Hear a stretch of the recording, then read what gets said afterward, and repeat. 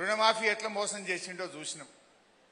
అదేవిధంగా ఇలా రైతు బంధు కేసీఆర్ గారు ఉండగా మీ అందరికీ తెలుసు కరోనా వచ్చింది. మా నిరంజన్ అన్న వ్యవసాయ శాఖ మంత్రి.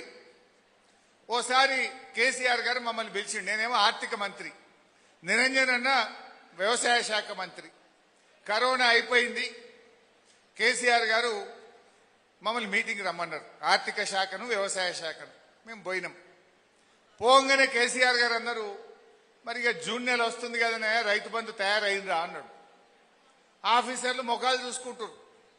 2 నెలలు corona, March April May lockdown, 45 రోజులు బంద్ అయినాయి.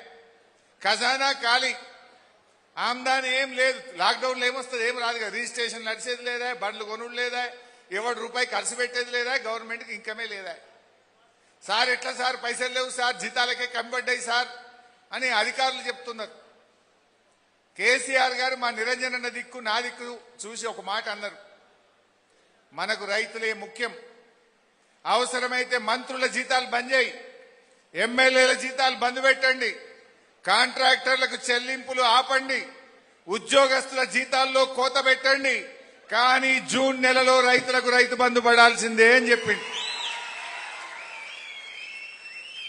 కరోనా వచ్చినా, పెద్ద నోట్ల రద్దు అయినా, ఆర్థిక మాంద్యం వచ్చినా, కష్టం వచ్చినా 11 విడతల్లో 73,000 కోట్ల రూపాయల రైతు బంధు ఇచ్చింది బీఆర్ఎస్ ప్రభుత్వం. అది మాట అంటే కేసీఆర్ మాట. పట్టుదలంటే, రైతుల మీద ప్రేమ అంటే అది కేసీఆర్ గారిది. ఈయనకేమొచ్చిందే? ఎందుకంటే మన ప్రభుత్వం ఉన్నప్పుడు ఈ రేవంత్ రెడ్డి అంటుండే, ఏ కేసీఆర్ 2 సార్లే రైతు బంధు ఇస్తుండు, 3 సార్లు ఇవ్వాలి అని మాట్లాడిండు ఈ మునగాడు. ఈ సిపాయి ఏమంటాడు, 2 సార్లు ఇస్తుడు కేసీఆర్, 3 సార్లు ఇవ్వాలి ఏడాదికి అన్నాడు. ఆ మాట్లాడిన ఈ సిపాయి ఇప్పుడు ఏం చేసిండు, ఈయన వచ్చిన 2.5 ఏళ్లలో 3 సార్లు రైతు బంధు ఎగబెట్టిండు. అప్పుడు ఏడాదికి 3 సార్లు ఇవ్వాలన్నాడు, ఇప్పుడు 3 సార్లు రైతు బంధు ఎగబెట్టిండు. మొన్న ఎప్పుడో కూర్చొని లెక్క తీసిన, ఈ 3 సార్లు ఎగ్గొట్టిండు కదా, అసలు ఎన్ని పైసలు అయినాయని లెక్క తీసిన. చెప్పింది ఎంత, ఎకరానికి 15,000. అవునా? ఇప్పుడైతే ఇక 10,000 ఇందిరమ్మ రాజ్యం వస్తుంది డిసెంబర్లో, మేము రాగానే 15,000 పట్టాయి ఎకరానికి అన్నాడు. నమ్మి ఓట్లేసిరి కొందరు. మరి ఏమైంది? ఒక పంటకు రైతు బంధు మొత్తానికే ఎగ్గొట్టిండు. ఒక పంటకు 3 ఎకరాల దాకానే వేసిండు. మొన్నెంత వేసిండు? 2 ఎకరాలకే వేసిండు. నేను మొన్న కూర్చొని కాగితం పట్టుకొని లెక్క తీసిన, ఎన్ని పైసలు ఎగ్గొట్టిండ్రా బై వీడు అని. లెక్క తీస్తే ఇవాళ రైతు బంధు కింద తెలంగాణ రైతులకు రేవంత్ రెడ్డి పడ్డ బకాయి 29,300 కోట్ల రూపాయలు. 29,300 కోట్లు. ఇంకా చెప్పుడు మళ్ళా దానికో మీటింగ్. మళ్ళా నిన్న రాయించిండు పేపర్లో, ఇంత ఆ పేపర్లో తాటికాయ అంత అక్షరాలతో రాసుడు. ఇక వానకాలం రైతు బంధు ఖమ్మం జిల్లా మధురలో పోయి మీటింగ్ పెట్టాడట, రైతు బంధు ఎత్తాడట. అక్క రైతు బంధే నీకు మీటింగ్ ఎందుకు, అదో పైసలు దండగా. ఇప్పుడు కేసీఆర్ గారు రైతు బంధు వేసిండు, ఎప్పుడన్నా మీటింగ్ పెట్టినాడే. ఈయన ఎకరంకో మీటింగు. మొన్న యాసంగిలో మా సిద్దిపేటకు వచ్చిండు, ఇక రైతు బంధు ఎత్తున్నాను, పెద్ద మీటింగ్ పెట్టిండు. మీటింగ్ పెట్టి 1 ఎకరానికి వేసిండు. ఇంత పెద్ద మీటింగ్ పెట్టిండు, 1 ఎకరం వేసిండు. ఆ మీటింగ్ లో ఏం చెప్పిండు, ఇగో నేను ఇప్పుడు ఇలా 1 ఎకరం ఎత్తున్నా, 45 రోజుల్లో 9,000 కోట్ల రైతుల అకౌంట్లో వేసేస్తా, మొత్తం ఎత్తా అన్నాడు. వేసిండా? 1 ఎకరం. మళ్ళా మన కేసీఆర్ సార్ జగిత్యాల బయలుదేరితే మళ్ళొక మీటింగ్ పెట్టిండు మంతనీలో, మళ్ళొక ఎకరం వేసిండు. అది కూడా ఎంత లేకిడేశం, ఎంత చిల్లరేశం అంటే, కేసీఆర్ సార్ జగిత్యాలలో 8 గంటలకు మాట్లాడతాడంటే ఈయన కూడా మంతనీలో పోయి మీటింగ్ పెట్టి 8కే మాట్లాడతాడు. అంటే టీవీలో కేసీఆర్ సార్ని ఆపుతాను. ఎవడన్నా అరచేతిని అడ్డం పెట్టి సూర్యకాంతిని ఆపగలుగుతాడా?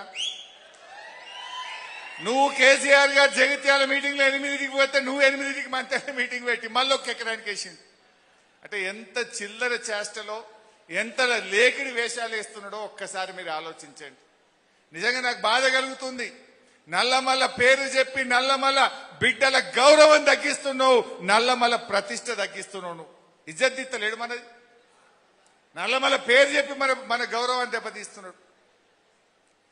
మళ్ళీ ఇప్పుడు అంటాడు మీటింగ్ పెట్టిండు సిద్దిపేటలో ఎకరం, మంతనీళ్ళు ఎకరం వేసిండు, మిగతా సంగతి మాట్లాడతలేడుగా. ఇప్పుడు మళ్ళా పోతాడట వానకాలం మధ్యలో ఎత్తా అంటాడు. అంటే ఒక్కొక్క ఎకరానికి ఒక మీటింగ్. మరి కేసీఆర్ గారు ఎన్నిసార్లు పెట్టాలి? 11 విడతల్లో 73,000 కోట్ల కేసీఆర్ ఎన్ని మీటింగ్లు పెట్టేది ఉండే? కేసీఆర్ పనిని నమ్ముకున్నాడు, ప్రచారాన్ని నమ్ముకోలే.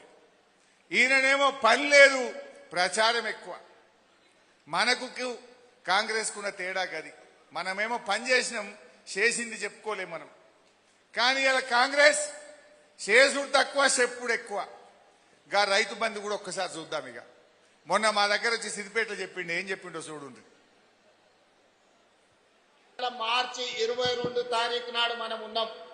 45 రోజుల్లో 9,000 కోట్ల రూపాయల రైతు భరోసా 70 లక్షల రైతుల ఖాతాలలో వేసి రైతుల కళ్ళల్లో ఆనందం చూడాలి.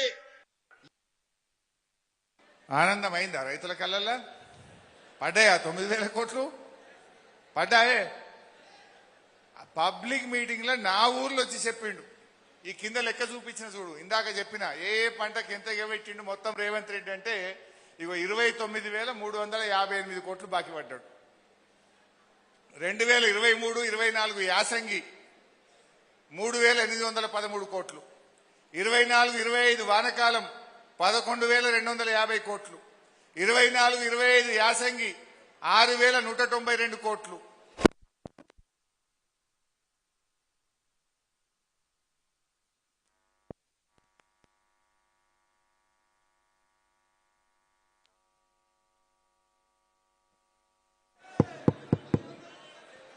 సరే, మొత్తం ఎంత బాకీ పడ్డాడుకు? రైతు బంధు ఎంత బాకీ పడ్డాడు? 29,358 కోట్లు. ఇవి మనం గట్టిగా రైతులకు వివరించాలి. మీరందరూ రైతు బంధులో జరిగిన అన్యాయాన్ని అందరికీ వివరించాలి. అట్లే బోనస్ ఎలక్షన్ల ముందు ఏమన్నారే? అన్ని పంటలకు బోనస్. అవునా? రైతులకు నేను కాంగ్రెస్ పార్టీ ఎలక్షన్ మేనిఫెస్టోలో మద్దతు ధర ఇస్తాం, మీద 500 రూపాయలు బోనస్ ఇస్తాం, మక్కలకు ఇస్తాం, కందులకు ఇస్తాం, శనగలకు ఇస్తాం, వడ్లకు ఇస్తాం, అన్ని పంటలకు బోనస్ అన్నారు. ఎలక్షన్లు అయిపోయిన ఇంకేమన్నారు? ఎలక్షన్లు అయినాక వడ్లకు మాత్రమే బోనస్. మళ్ళా కొద్ది రోజులు అయినా ఇంకేమైంది? సన్న వడ్లకు మాత్రమే బోనస్. ఆ సన్న వడ్లకు పోయిన సంవత్సరం 33 రకాలు, ఈ సంవత్సరం 7 రకాలు. ఆ సన్న వడ్లకు యాసంగికి ఎగబెడతాం, ఒక్క వానకాలమే ఇస్తాం. అది కూడా ఒక్కసారి చూద్దాం ఎట్లా మారి. ఇది కాంగ్రెస్ మేనిఫెస్టో. అగో వడ్లకు మద్దతు ధర కంటే బోనస్, మక్కలకు ఇస్తాం, కందులకు ఇస్తాం, సోయాబీన్కి ఇస్తాం, పత్తికి ఇస్తాం, జొన్నలకు ఇస్తామని అది మేనిఫెస్టోలో చెప్పినటువంటి మాట. మరి ఎలక్షన్ల ముందు ఏమన్నాడో చూద్దాం, ఎలక్షన్ తర్వాత ఏమన్నాడో చూద్దాం. నిన్నగాక మొన్న ఉత్తమ్ కుమార్ రెడ్డి ఏం చెప్పిండో చూద్దాం. ఇక